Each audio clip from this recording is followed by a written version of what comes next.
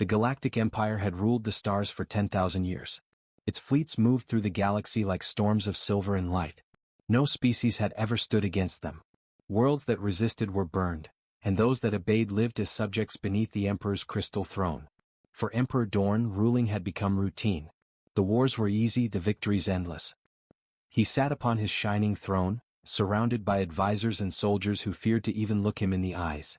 His empire stretched so far that even light took years to cross it. And yet he was bored. When General Pike stepped forward that day, kneeling on the cold floor of the throne room, he brought the kind of news the Emperor enjoyed. "Your Majesty," Pike said, bowing low, "our explorers have found a new planet. It lies on the edge of Sector 7.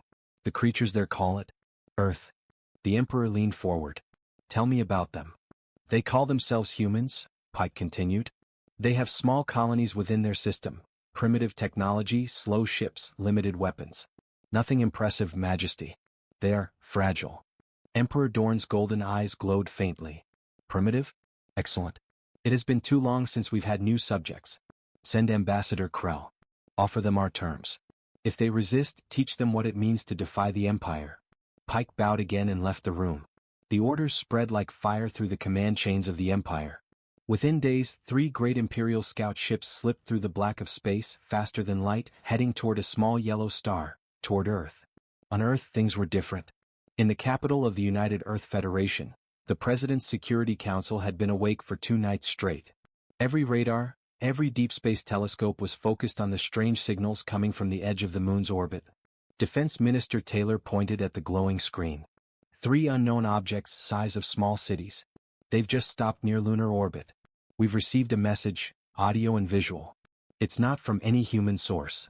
The room fell silent. President Ward, his face pale but steady, nodded slowly. "Play it." The lights dimmed. A figure appeared in the air, tall, pale blue skin, for arms, eyes black as endless space. The alien's voice was calm and perfectly clear. "I am Ambassador Krell of the Galactic Empire. By order of Emperor Dorn, your planet has been placed under Imperial protection. You will submit peacefully or be conquered." The screen went black. Nobody spoke for several seconds. Finally, the President turned to his military advisor. "Can we respond?" "Yes, sir," Taylor said. "We can send one of our deep space ships, the EDF Defender. It's the only vessel capable of reaching them safely." The President nodded. "Send Captain James Jones. Tell him to represent all of humanity." Captain Jones was a man of quiet strength. Tall, steady, and calm even in crisis, he had spent years commanding the Defender, Earth's most advanced warship. But compared to the size and power of what was waiting beyond the moon, his ship was little more than a speck of dust. As the Defender approached the Imperial flagship, its crew watched the alien ships in awe. They were smooth, silver, and alive with glowing lines of energy. The smallest was 10 times the size of their own ship.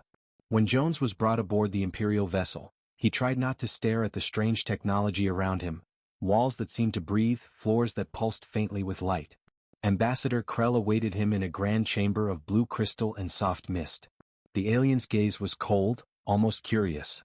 "Captain James Jones of Earth," Krell said in perfect English. "You stand before the Galactic Empire. The Emperor offers you a place under his rule. Accept and your species will be protected." Jones met his gaze. "We thank your Emperor for the offer, but Earth is not looking to be ruled. We prefer friendship and trade, not servitude." Krell's expression changed. The smile faded. "You misunderstand, human. This is not a choice. Your planet is already claimed. Submit or be destroyed." Jones's jaw tightened. "Then we have nothing more to discuss." He turned and walked out. Krell did not stop him. 2 days later the sky changed. Far beyond Earth, one of the Imperial ships broke formation and moved toward the asteroid belt. Its target, a small human research outpost known as Io Station. 200 scientists worked there, studying mineral samples and testing new reactors. Dr. Miller, the chief researcher, looked up from his console when his assistant gasped. "What's that?" Through the observation window they saw it. A silver shape, larger than a mountain, drifting closer with impossible speed. Miller activated the comms. "Io Station to Earth Command, we have a visual on an unidentified vessel." No response to hails. It's huge." Static answered him. Then a voice came from the alien ship, cold and emotionless. "This is a demonstration. Submit to the Empire." Before Miller could reply, the stars outside vanished. A dark shadow covered the sun as the ship's energy core began to glow white-hot. "Everyone to the shelters," Miller shouted. The ground trembled. The light became blinding. And then silence. On Earth, the signal from Io station vanished. Screens went dark. No one spoke. President Ward stood slowly, his face pale. "They've attacked." In orbit, Captain Jones watched the transmission fade and clenched his fists. The Defender's engines came alive behind him. "They want a demonstration," he said quietly. "We'll give them one." The destruction of Io station echoed across every communication channel on Earth. 200 men and women, scientists, engineers, miners, were gone in a flash of white light. Their final transmission lasted only 3 seconds, but it burned itself into history. A voice shouting, "It's charging up," and then nothing. In the command center under Geneva, the screens showed static. No one spoke. Finally, Defense Minister Taylor whispered, "It's confirmed. Io station is gone." President Ward leaned over the table, his face gray. "They call this a demonstration," he said slowly. "So be it. Prepare a response." But there was no real response to give. Humanity had never fought an alien empire. Their ships were small. Their weapons were made for defense, not war. Against something that could erase a space station from half a system away, Earth was almost helpless. Captain James Jones stood aboard the EDF Defender, orbiting above the blue curve of his home planet. The ship's hull still glowed faintly from the last jump, its engines humming like a sleeping beast. He watched the news feed play on a small screen in front of him. Images of frightened faces, cities preparing for blackout drills, families packing to move underground. He felt a slow anger building inside him. "They think we're weak," he said quietly. Lieutenant Harris, his second-in-command, stood beside him. "Sir, what do we do?" Jones turned toward the observation window. Far away beyond the moon, the Imperial ships floated like silent mountains. "We show them what humans do when cornered." The Imperial flagship Vorna's Ecliptic sent another transmission. Its voice boomed through every radio frequency on Earth. "This world belongs to the Galactic Empire. Kneel or suffer the same fate as your outpost." The message repeated every hour. At first, panic spread. Some wanted to surrender, others shouted for revenge. But as the hours passed, something changed. Around the planet, factories started to run day and night.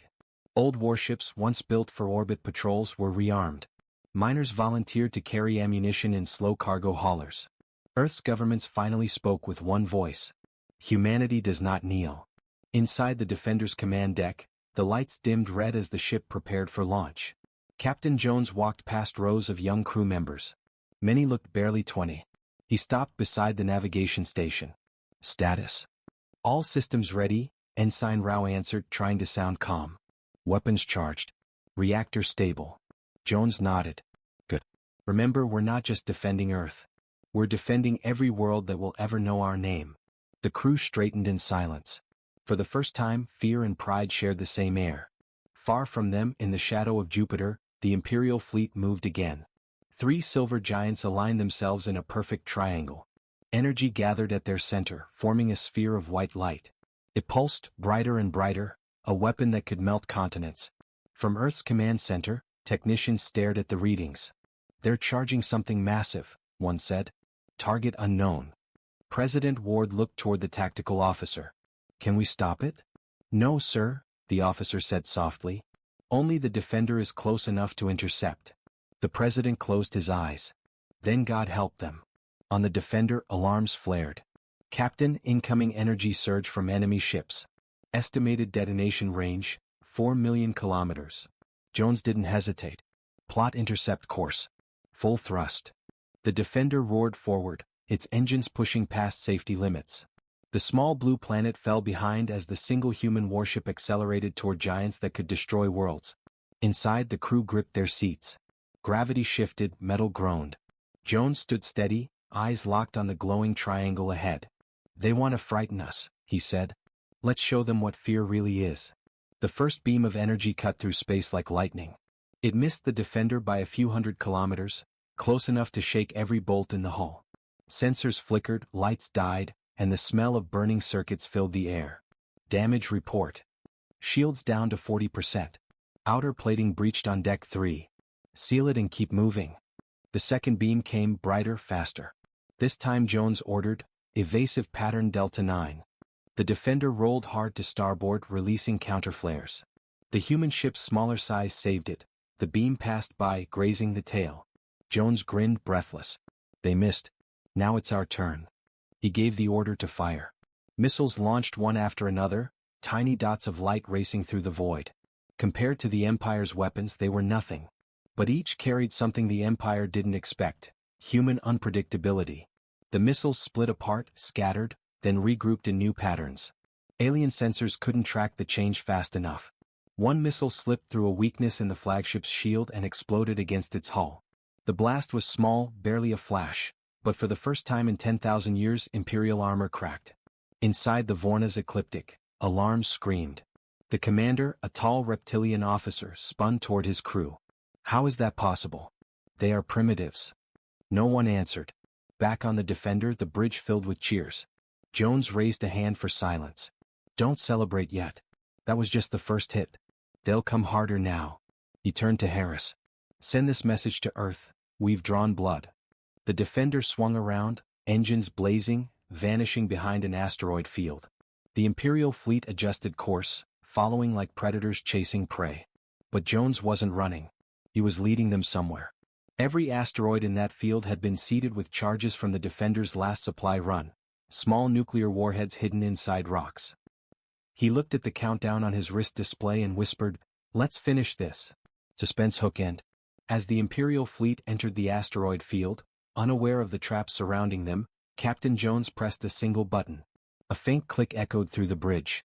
In the cold dark between worlds, tiny lights began to flicker among the asteroids, and then the void itself caught fire.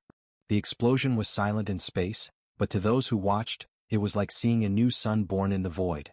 Thousands of asteroids turned into fireballs as hidden warheads detonated one after another. For a brief moment, the stars disappeared behind a storm of light and debris.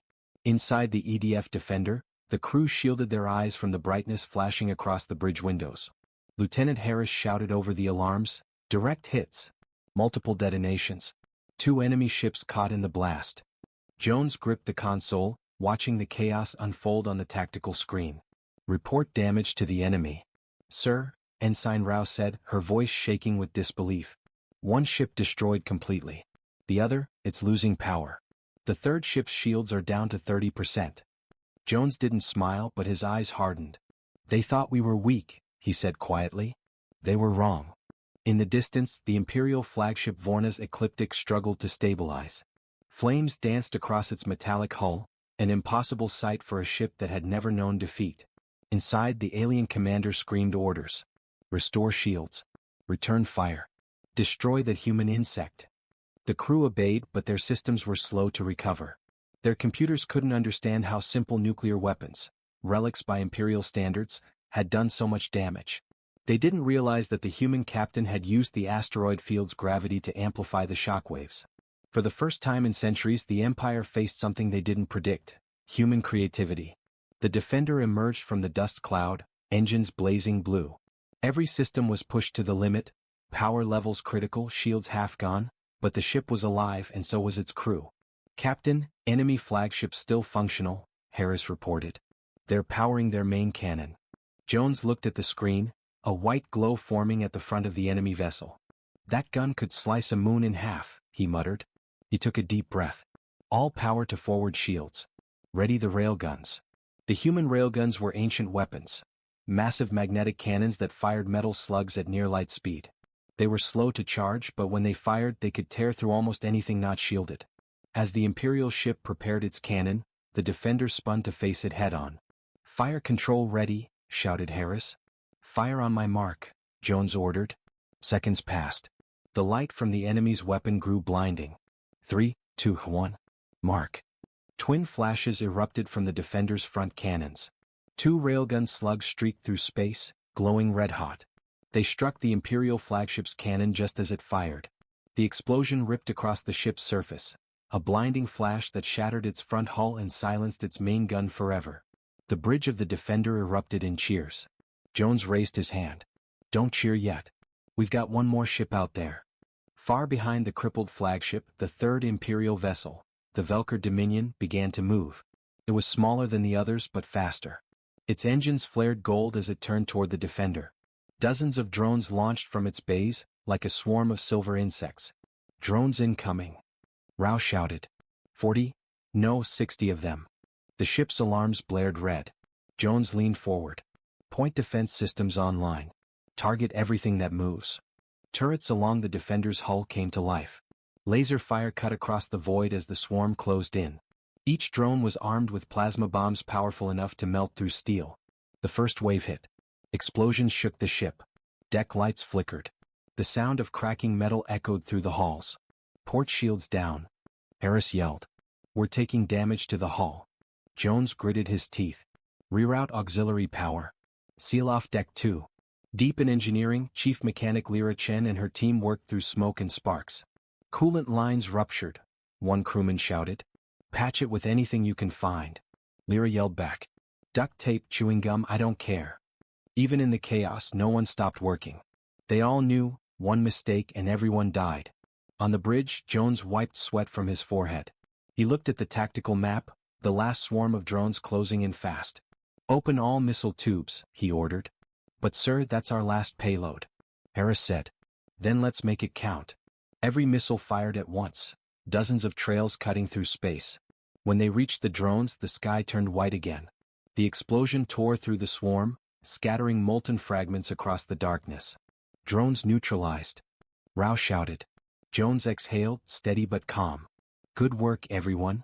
Then came the voice, deep, cold, and angry. "This is Admiral Krell of the Velker Dominion. You have made a grave mistake, human. The Emperor will know your name before your world burns." Jones pressed the comm button. "This is Captain James Jones of Earth Defense. Tell your Emperor humanity doesn't burn, it fights back." Krell hissed, his four eyes narrowing. "So be it." The Velker Dominion powered up its reactor, glowing brighter than ever. It was preparing to ram the defender. "Collision course," Harris shouted. "They're coming straight for us." Jones's voice remained steady. "Turn 20 degrees port. Arm the main cannon." "But sir, if we fire now, we'll overheat the reactor." "Then we'll burn together," Jones said calmly. The distance closed 50,000 kilometers, then 20, then 10. The Imperial ship filled the forward view, a wall of silver light. Jones gripped the firing lever. "All hands brace." The defender fired. The recoil shook the ship like an earthquake. A beam of superheated plasma burst from the cannon and slammed into the Velker Dominion's core. The enemy ship froze mid-charge, then split apart, breaking into two burning halves that drifted silently into the void. The defender floated among the wreckage, lights flickering, smoke filling the halls. Half the ship was gone. The rest was barely holding together. But they had won. Jones stood on the bridge, watching the remains of the Imperial fleet fade into the darkness. "Send message to Earth Command," he said. Rao typed quickly, then read aloud, "Message sent, sir. Transmission reads, target neutralized. Humanity still stands." Jones nodded, his expression unreadable. "They'll be back," he said quietly. "And next time it won't be just 3 ships." He turned toward the stars where the Empire's home sectors lay, billions of lives ruled by fear. "They've seen what humans can do," he said. "Now they'll never forget." Suspense hookend.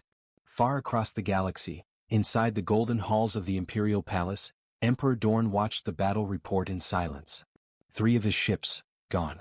1 human vessel, still alive. His eyes narrowed, glowing like molten gold. "Prepare the dreadnought," he said. "If these creatures wish to challenge the Empire, then I will show them the meaning of fear." The Emperor's throne room was silent. Golden walls stretched high above like the inside of a cathedral. Pillars of light rose from the floor, glowing softly in the air. Thousands of attendants stood motionless, afraid to speak. Emperor Dorn sat upon his black throne, his face calm, his 4 golden eyes fixed on the floating holoscreen before him. It replayed the battle over Io Station, the destruction of his ships, the explosion of the Velker Dominion, and the final transmission from a human voice. "Tell your Emperor humanity doesn't burn, it fights back." The hall stayed silent except for the low hum of the projectors. Finally the Emperor spoke, softly, but every word carried like thunder. 3 Imperial warships destroyed, by a single human vessel. He rose from his throne. The air itself seemed to tremble. "Who commanded this ship?" "Captain James Jones, Your Majesty," said Admiral Vrax, kneeling on one knee. "Commander of the Earth Defense Fleet." "Earth?" Dorn whispered as if tasting the word for the first time.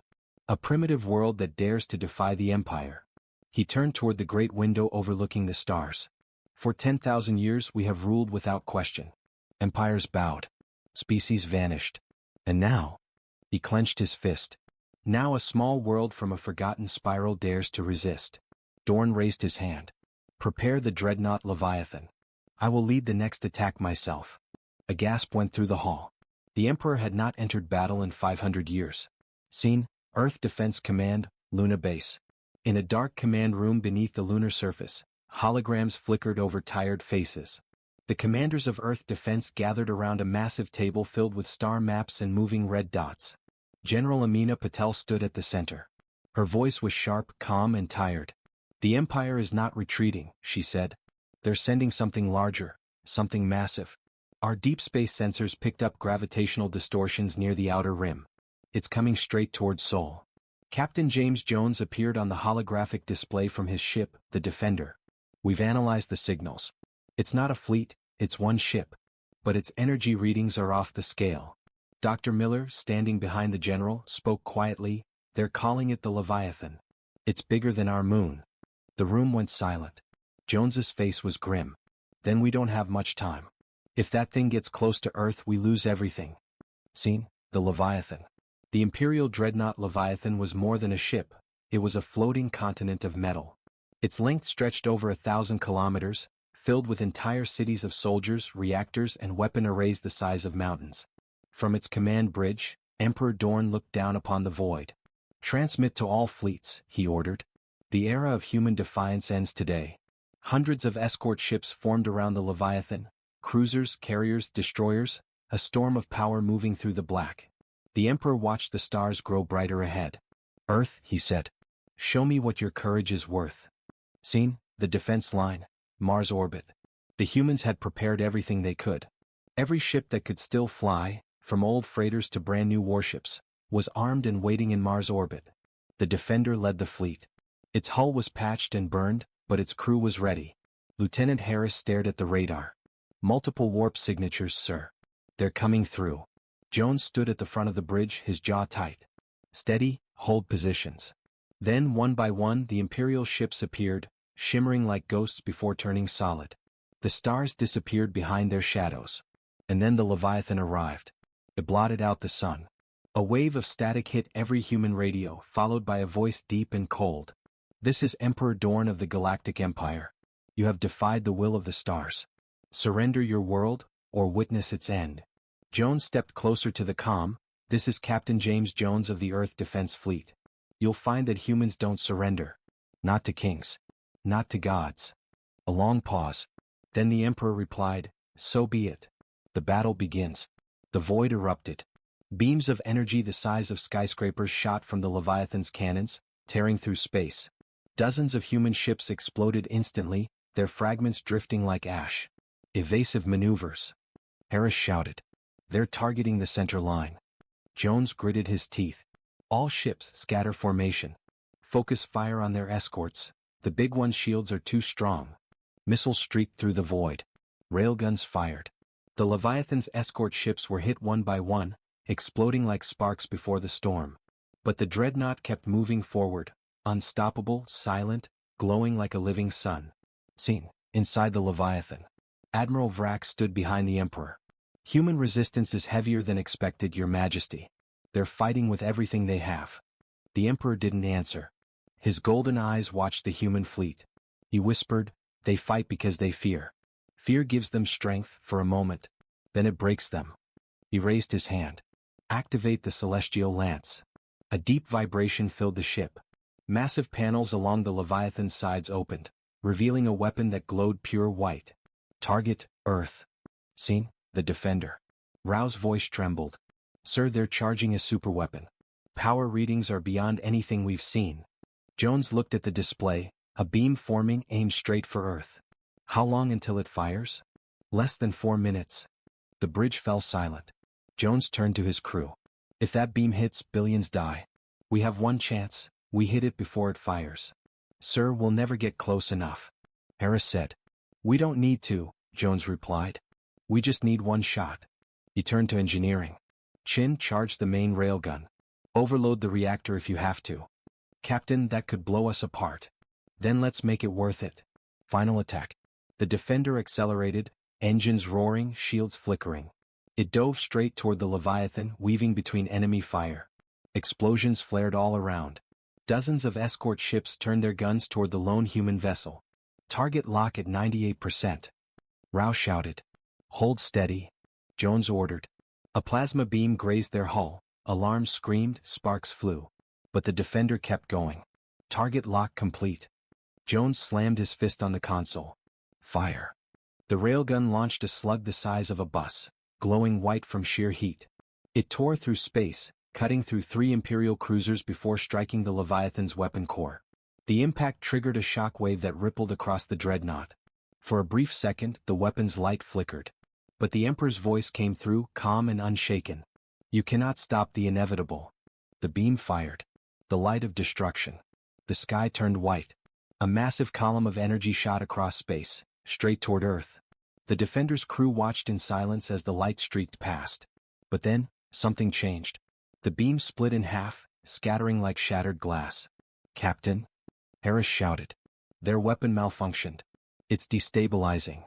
Jones's eyes widened. Get us clear. Now. The Leviathan's weapon chamber glowed brighter, then exploded from within. The blast consumed half the dreadnought, tearing through its armor like paper. He whispered almost to himself, so, this is what defiance feels like. He turned, calm as the fire rose behind him. The galaxy was quiet for the first time in centuries. But the silence did not bring peace. It brought fear. All across the stars, whispers spread. The Leviathan has fallen. A single human warship had defeated the Emperor's greatest creation. For the first time in 10,000 years, the Galactic Empire had known defeat. Seen, Earth orbit, the Defender. The Defender floated above Earth, wounded but alive. Its hull was blackened, its engines weak, but its crew was still standing. Captain James Jones stared through the observation window at the blue curve of Earth below. Beside him stood Dr. Miller and Lieutenant Harris. Miller broke the silence first. Do you think it's really over, Captain? Jones shook his head slowly. No. Empires don't die that easily. He turned toward the stars, where the wreckage of the Leviathan drifted like burning islands. Somewhere out there he's still watching. Scene. Imperial wreck field, Outer Rim. Weeks passed. Imperial rescue teams searched through the wreckage of the Leviathan. The ship was torn apart. Entire sections melted or scattered into space.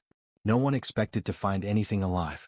But in the dark remains of the command bridge, a small stasis capsule blinked. Once, twice, then opened. Steam hissed out as the lid lifted. Inside, Emperor Dorn opened his eyes. He looked weak, his armor cracked, but his golden eyes still burned like fire. He reached out, gripping the side of the capsule, and whispered, "Humanity, you will learn what it means to defy a god." His voice was calm, almost gentle, but filled with cold fury. Scene, the hidden world of Taraxis. 2 months later, in the far reaches of Imperial space, a secret council gathered on the dark world of Taraxis. Only the highest commanders attended, admirals, generals, and scientists. The room was dimly lit, shaped like a circle. At the center stood a tall figure, hidden beneath a black cloak. Admiral Vrak spoke first. "My Emperor, the galaxy believes you are dead. The Senate has begun fighting among themselves. Worlds are rebelling. We are losing control." The cloaked figure removed his hood. It was Dorn. Alive. His face was pale, scarred by fire, but his eyes glowed brighter than ever. "The Empire is not dead," he said quietly. "It is awakening." He stepped forward, placing his hand on the hollow map in the center of the room. Dozens of red dots appeared. Secret shipyards, hidden fleets, weapon forges, things the galaxy thought long gone. "These," Dorn said, "will become the heart of my new armada." Scene, Earth Command 3 months later. On Luna Base, alarms screamed again. General Amina Patel rushed into the command room. "What's happening?" she demanded. A young officer turned from the sensor screens, pale and shaking. "Ma'am, we're picking up massive energy readings near the outer rim. Dozens of Imperial signatures, but they're different." "Different how?" "They're stronger. Faster. Almost alive." The hollow display zoomed in. Huge, spiked silhouettes appeared in the darkness of space. New warships, larger and stranger than before. And at the center of them all, a familiar shape, a massive black dreadnought rising from the void. The Leviathan 2. Scene, Imperial broadcast. Across the galaxy, every communication network flickered to life. Screens, radios, and holoprojectors all showed the same image. Emperor Dorn standing before a burning banner of the Empire. Citizens of the galaxy, his voice echoed deep and calm. You believe me dead. You believe the Empire broken. But I have seen the truth. Strength is born from defiance. He leaned forward, his gaze cold and sharp. The humans thought they won a victory. They only gave me purpose. The Second Empire rises now, and it will not stop until Earth burns. The broadcast cut out. Scene, the Human Council. In Geneva Dome, the leaders of Earth and the colonies gathered. The room was tense. Everyone spoke at once until Captain Jones entered. He placed a data chip on the table. This was taken from the last transmission. The Emperor's alive. The room fell silent. General Patel clenched her fists. Then the war isn't over. Dr. Miller looked at Jones. What do we do now? Jones met her gaze. We fight smarter. Harder. And this time, we take the war to them. Scene, the secret project. Far beneath the deserts of Mars, in a hidden laboratory, engineers worked in silence. Massive engines rumbled as sparks filled the air. A voice echoed through the hangar. Activate Project Ares. A gigantic ship lifted from the shadows, black, angular, built from alien and human technology combined. Its name was written across the hull. EDF Vengeance. Jones watched from the observation deck. This one, he said softly, is for everyone who thought we'd fall. Scene, Emperor Dorn, Throne of Shadows. Meanwhile, deep in the black heart of Taraxis, Emperor Dorn stood before his new fleet. Hundreds of massive ships surrounded him, their metal glowing red like molten fire. Behind him, scientists bowed terrified. One of them spoke nervously. My lord, these ships use unstable cores. They could. Dorn silenced him with a glance. If power comes with danger, he said coldly, then danger will be our weapon. He turned toward the stars. The humans taught me pain. Now I will teach them fear. Suspense hook end. The final scene cuts between two images. The EDF Vengeance leaving Mars orbit, engines glowing blue. The Leviathan 2 emerging from hyperspace, its shadow covering entire moons. A single narrator's line fades in. Two powers now move across the stars. One born from courage, one from vengeance. And somewhere in the darkness, the final war for the galaxy begins. Space was silent, calm, endless, and cold. But within that silence, two great storms were gathering. On one side, the shining blue fleets of Earth defense, engines glowing like newborn stars. On the other, the dark fire of the Second Empire, its ships black as night, spreading across the void like a shadow. Between them lay the border world Arctis 9, a frozen planet circling a dying sun. This would be the battlefield. This would decide everything. Scene, Earth Fleet Command, the Vengeance. Captain James Jones stood on the bridge of the EDF Vengeance. Through the glass dome, he could see the endless field of stars. He wasn't afraid, just quiet, focused. Lieutenant Harris reported from his station. Enemy fleet detected. 200 warships, all Imperial class. The Leviathan 2 is at the center. Jones nodded slowly. Then that's where he is. Behind him, Dr. Miller stepped forward. We can't win this by strength, Captain. Their firepower is 10 times ours. Jones turned to her, calm but firm. Then we'll win it by will. He looked across the bridge. Today isn't about victory, it's about survival. We stand or humanity ends. Scene, the Leviathan 2. Emperor Dorn stood before his massive command window, watching the blue light of the human fleet. Admiral Vrax bowed beside him. My Emperor, the humans are holding formation. Shall we begin the bombardment? Dorn's 4 golden eyes shone. No. Let them see. Let them hope, before I take it from them. He stepped forward, raising his hand.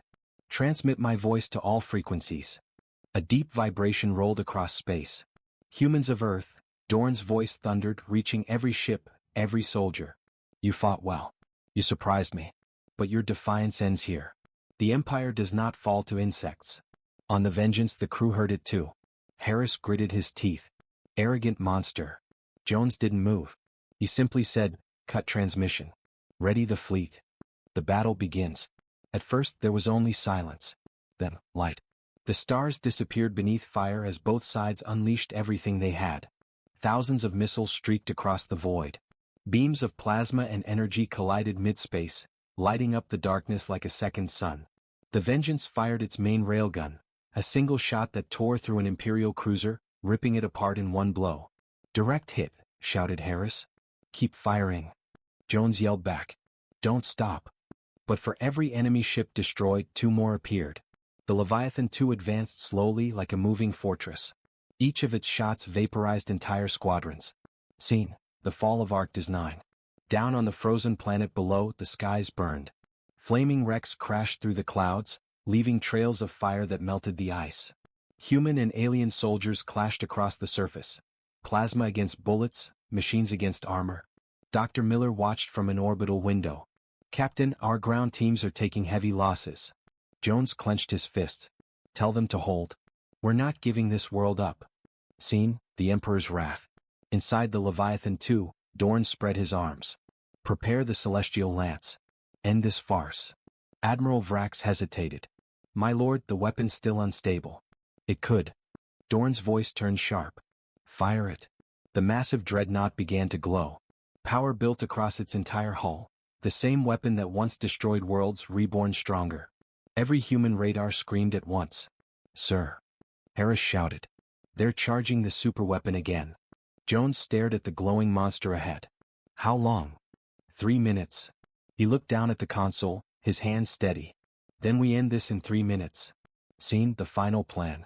Jones turned to Dr. Miller. "Remember Project Ares?" Her eyes widened. "The prototype core?" "Yes." "Can it be armed manually?" She hesitated. "It'll overload the entire ship. It'll kill us." Jones looked around at his crew, every face determined, every heart steady. "Then we make it count." He opened the comms to the whole fleet. "This is Captain Jones. The Emperor's weapon is charging. If it fires, Earth dies. We're going in, full power, full speed. Cover us as long as you can." There was silence for a moment. Then dozens of voices answered back. "For Earth. For humanity. For freedom." Scene: the last charge. The Vengeance roared forward, engines burning blue-white. It cut through the battlefield like lightning, weaving through explosions, dodging Imperial fire. "Shields at 30%. Harris shouted. "Keep them up." Jones said. "We're almost there." The Leviathan II loomed ahead, a mountain of black metal and red fire. Energy surged across its surface as it prepared to fire the Celestial Lance. Jones turned to Miller. "Activate the Ares core." She took a deep breath and pressed the button. The lights dimmed. The engine screamed. The Vengeance glowed brighter and brighter until it looked like a small sun. Scene: inside the Leviathan II. Alarms echoed across the Imperial bridge. "Your Majesty," Vrax shouted. "The human flagship is coming straight for us. It's overloading." Dorn watched the blazing ship approach, unblinking. "So, this is your answer, Captain?" He smiled faintly. "Very well. Let us see whose will burn stronger." The collision. The Vengeance struck the Leviathan II head-on. A blinding flash filled the void. For one endless moment, everything stopped. No sound, no movement, just light. Then silence. The explosion ripped through both ships, consuming them in a wave of white fire. The blast spread for thousands of kilometers, swallowing every nearby vessel. And then, it was gone. Only debris drifted where two great powers had met. Scene: after the fire. Hours later, rescue ships moved through the wreckage. The Leviathan II was gone, nothing but broken metal. No signal from Emperor Dorn. In the distance, a small pod was found, the escape capsule from the Vengeance. Inside, Dr. Miller was alive, injured but breathing. When they pulled her out, she whispered one thing before fainting. "He did it. James did it." Scene: Earth, 1 month later. The world watched as the skies cleared. Cities lit their lights again. Children played beneath the stars. A memorial was built in Luna Base, a tall statue of a man in a captain's uniform, standing beside the model of a warship. The words below read, "Captain James Jones, who showed the galaxy what it means to be human." General Patel stood before it, whispering, "You didn't just save Earth, James. You saved hope." Final scene: unknown space. Far away in the cold edge of the galaxy, a black fragment floated in the dark, a piece of the Leviathan II. Inside the metal, a faint golden light flickered. Then, an eye opened. A familiar voice whispered through static. "The Emperor remembers." The screen fades to black.